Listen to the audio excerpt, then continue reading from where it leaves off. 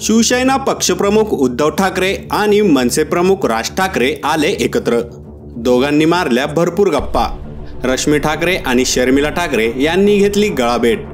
पण ही भेट राजकीय नाही किंवा दोघे भाऊ युतीसाठीही एकत्र आले नाही, तर ते एकत्र आले एका कार्यक्रमानिमित्त।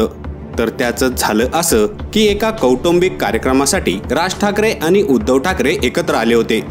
या दोन भावांसोबतच दोघांचे कुटुंब देखील यावेळी उपस्थित होते। ठाकरे बंधूंच्या या भेटीमुळे राज्यात पुन्हा एक राजकीय चर्चांना उधाण आलं होतं। राज ठाकरेंच्या भगिनी जयवंती आणि अभय देशपांडे यांच्या मुलाचा साखरपुडा समारंभ दादरमध्ये झाला। यावेळी संपूर्ण ठाकरे कुटुंब उपस्थित होतं।